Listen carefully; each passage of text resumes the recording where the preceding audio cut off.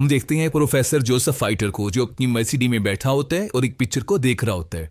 उस पिक्चर में तीन लोग आपस में इस तरह खड़े होते हैं कि एक के पीछे दूसरा और फिर तीसरा उनके पीछे खड़ा होता है।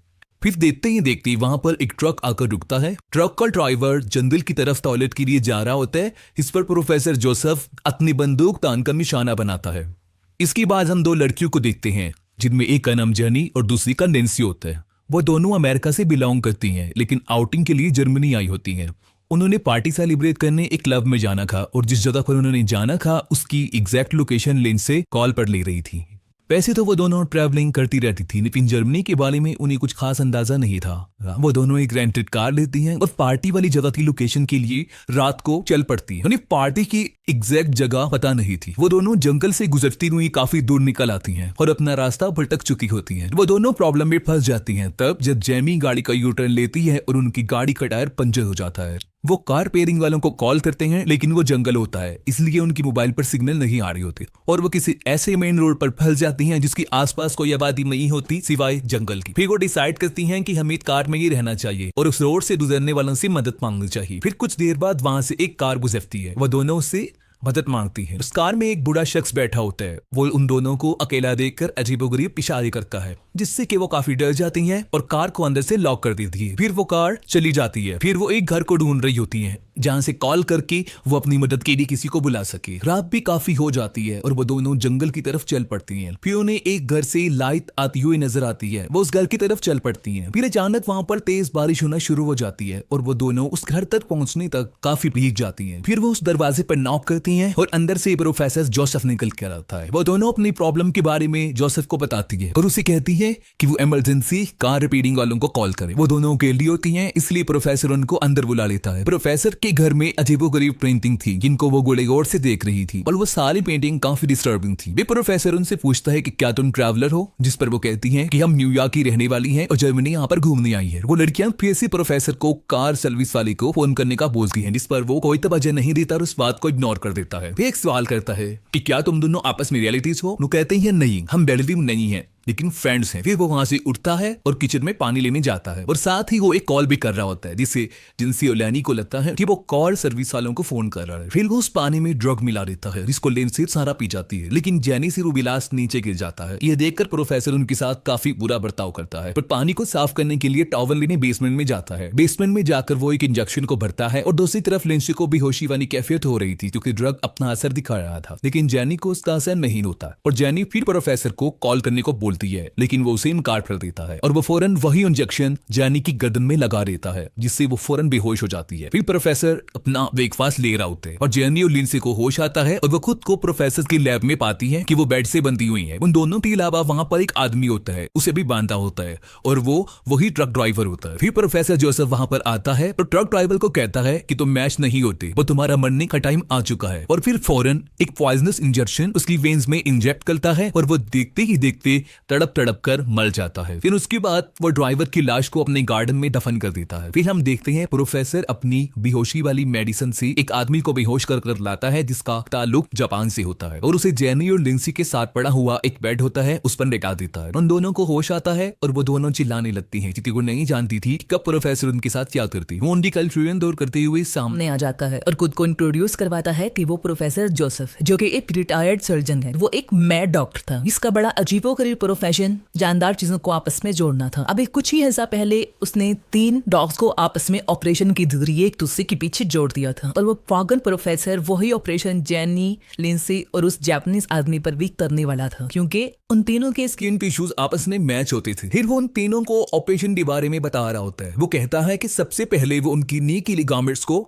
हटा देगा, जो कि हड्डियों को जोड़ने वाला एक बंधन होता है, वो खत्म कर देगा, जिसकी वजह से वो खड़े नहीं हो सकती नहीं। फिर वो बताता है कि सब्जेक्ट सी पर वो ये अमल भी करेगा कि वो उनकी जबड़ी, उनके दांत, उनके होंठ तीनों को निकाल देगा और सब्जेक्ट बी को ए की बैक साइड से जोड़ देगा और सब्जेक्ट सी को बी की बैक साइड से। वो उनकी हिप की स्किन को उतार कर, उनकी जबड़ों की स्किन को उतार कर वहां पर लगाएगा और तीनों को आपस में इस तरह जोड़ देगा जिस तरह के डायग्राम में नजर आ रहा है। इससे ये होगा कि सब्जेक्ट ए जब खाना खाएगा, वो खाना उसके जिस्म से होता हुआ जब ह्यूमन वेस्ट बन जाएगा तो वो सब्जेक्ट बी के मुंह में चला जाएगा और वो वेस्ट मटेरियल सब्जेक्ट बी से होता हुआ सी के मुंह में चला जाएगा। और जाहिर है ये अमल काफी चीप और काफी गंदा था, जो कोई नॉर्मल इंसान तो नहीं कर सकता, क्योंकि वो डॉक्टर पागल होता है और इस तरह के गंदे एक्सपेरिमेंट वो कर सकता था। और ह्यूमन बॉडीज पर ये उसका फर्स्ट एक्सपीरियंस होता है। सबसे पहले वो जापानीज आदमी को लेथार्जी इंजेक्शन देता है, जिसकी वजह से वो बेहोश हो जाता है। जैनी जोर जोर से चिल्ला रही होती है। प्रोफेसर उसकी तरफ आता है, उसको भी लेथार्जी इंजेक्शन लगाने लगता है। तभी लिंडसे अपनी डांटों की मदद से रस्सियों को खोल देती है और वहां से भागने लगती है। उसके हाथों पे नीडल्स लगी हुई थी, जिसकी वजह से उसकी खाल खिंच रही थी और काफी खून बह रहा था। वो एक रूम में चली जाती है और उसका डोर बंद कर देती है, लेकिन डॉक्टर उस रूम की विंडो को तोड़ देता है और अंदर आ जाता है और लिंडसे वहां से भी भाग जाती है, लेकिन वो एक पूल में गिर जाती है। प्रोफेसर वहां कर भी अपनी गन लेकर आ जाता है और पूरे पूल को कवर कर देता है, लेकिन फौरन लाइट चली जाती है और इसका फायदा उठाकर लिंडसे वहां से भागने लगती है। वो भागकर प्रोफेसर के लैब में आती है। जैनी को खोलती है, क्योंकि जैनी उस बेहोशी के इंजेक्शन की वजह से बेहोश होती है। वो जैनी को घसीट कर बाहर लेकर आती है, लेकिन फौरन पीछे से प्रोफेसर आ जाता है और वो लिंडसे को भी वही इंजेक्शन लगा देता है, जिससे वो भी बेहोश हो जाती है। फिर वो दोबारा उन दोनों को उठाकर लैब में ले आता है। फिर वो उनका ऑपरेट शुरू कर देता है। सबसे पहले वो सब्जेक्ट्स के लिए गारमेंट्स को निकालता है, फिर उनके दांतों को, फिर वो मार्कर से उन सबकी बॉडीज पर निशान लगाता है। फिर वो उनकी हिप और उनकी चेहरे की खाल को निकाल देता है, पर अंदर से मांस को भी निकाल देता है। और वो काफी लंबा ऑपरेशन करता है। फिर कुछ दिनों बाद दिखाया जाता है प्रोफेसर ड्रिंक कर रहा होता है और उसके सामने उसी का बनाया हुआ ह्यूमन सेंटीपीड जमीन पर पड़ा होता है। उन तीनों के जख्म अभी ठीक से सही नहीं हुए होते और वो जबरदस्ती उन्हें खड़ा करने की कोशिश करता है। वो इस तरीके से जुड़े होते हैं। सबसे आगे वो जापानीज आदमी होता है, बीच में लिंडसे और सबसे आखिर में जैनी जो कि आखिर में थी और वो सेंटीपीड की तेल बन गई थी। वो लोग काफी तकलीफ महसूस कर रहे होते हैं, लेकिन प्रोफेसर उनको खड़ा करके उनकी पिक्चर बना रहा होता है। फिर वो उन तीनों को मिरर में दिखाता है और वो तीनों अपनी ये हालत देखकर वो चंचल रो रही थी। वो उन्हें पिंजरे में रखता है और जानफुल ऐसा सलूक करता है। वो काफी दिन तक ऐसा चलता रहा और वो जापानीज को खाना ऐसे ही डालता है जैसे कुत्ते को देते हैं और वो उसके जबड़ों को फिर से तोड़ देता है। फिर हमें दिखाया जाता है कि प्रोफेसर उनके साथ बहुत बुरा सलूक कर रहा होता है और उनको लेकर बाहर खड़ा होता है। जापानीज आदमी को वॉशरूम जाने की जरूरत महसूस होती है और उसका सारा ह्यूमन वेस्ट लिंडसे के मुंह में चला जाता है और मजबूरन लिंडसे को उसी निगलना पड़ा। और देखने और सोचने में ये काफी गंदी बात नजर आती है। एक दिन प्रोफेसर उनका चेकअप करता है, जिससे उसे पता चलता है कि जापानीज आदमी तो सही है, लेकिन लिंडसे को कॉन्स्टिपेशन हो गया है। लेकिन लिंडसे उस आदमी का वेस्ट मटेरियल डाइजेस्ट नहीं कर रही थी। बस साथ में जैनी, जिस तक कोई भी रिसोर्सेज ऑफ पावर नहीं पहुंच रही थी, क्योंकि उसने खाना नहीं खाया था और वो कमजोर होती जा रही थी और उसकी जख्म भी अभी तक ताजा थी। ऐसे लग रहा था कि अनकरीब वो मर जाएगी। प्रोफेसर जैनी की जगह चेंज करने का सोच रहा होता है कि अचानक दरवाजे पर नॉक होती है और वहां पर पुलिस ऑफिसर्स होती है। पुलिस वाले वहां पर जैनी और लिंडसे को ढूंढने आई थी, जो काफी दिन से गायब थी और उनकी कार प्रोफेसर के घर से कुछ फासले पर थी। प्रोफेसर उनको बताता है कि वो एक डॉक्टर है और अपनी फील्ड में वो इतना बिजी रहता है कि उसे बाहर जाने का टाइम नहीं मिलता और वो उन लड़कियों के बारे में भी कुछ नहीं जानता। प्रोफेसर पुलिस ऑफिसर से पीने के लिए पूछता है, जिस पर वो कहते हैं कि हमने कॉफी पीनी है। वो कहता कि नहीं, सिर्फ तुम लोगों को पानी मिलेगा। जिस पर पुलिस वाले मजीद उसे शक की निगाह से देखते हैं। प्रोफेसर पानी में ड्रग मिलाकर ला रहा होता है। तब पुलिस वालों से बताता है कि किसी ने तुम्हारे घर से उन गायब लड़कियों की आवाजें सुनी है और तुम्हारी मर्सिडीज उस ट्रक के पास से मिली है, जिसका ड्राइवर भी काफी अरसे से गायब। ये सुनकर वो जोर से चिल्लाने लगता है और उन्हें पानी पीने का कहता है, जिस पर वो गिलास को फेंक देते हैं। अब वो फिर पावल का बहाना बनाता है और जाकर वो इंजेक्शन लेने जाता है, जिससे कि वो उनको बेहोश कर सके। लेकिन इस बार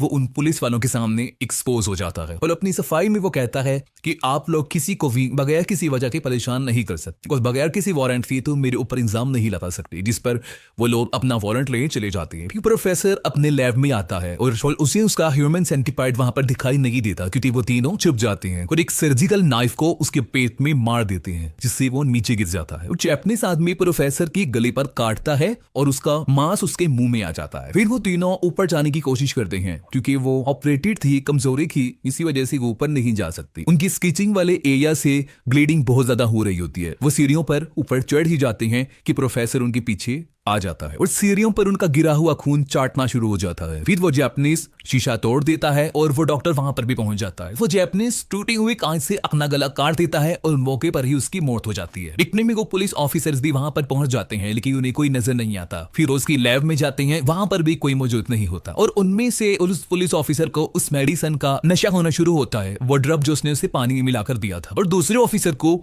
ढूंढने पर वो तीनों मिल जाते हैं, लेकिन उनकी हालत काफी बुरी होती है। फिर वो ऑफिसर पकड़ने प्रोफेसर के पास जाता है, जो कि एक पूल पर बैठा होता है और उसका दूसरा पुलिस ऑफिसर भी मारा गया होता है। फिर वो एक पुलिस ऑफिसर की पिस्टल से दूसरे की तरफ गोली मारता है और उसके बदले में दूसरा पुलिस ऑफिसर प्रोफेसर जोसेफ को भी, और दोनों मर जाते हैं। डॉक्टर जोसेफ के बनाए हुए ह्यूमन सेंटीपीड के अलावा वहां पर कुछ नहीं बचता।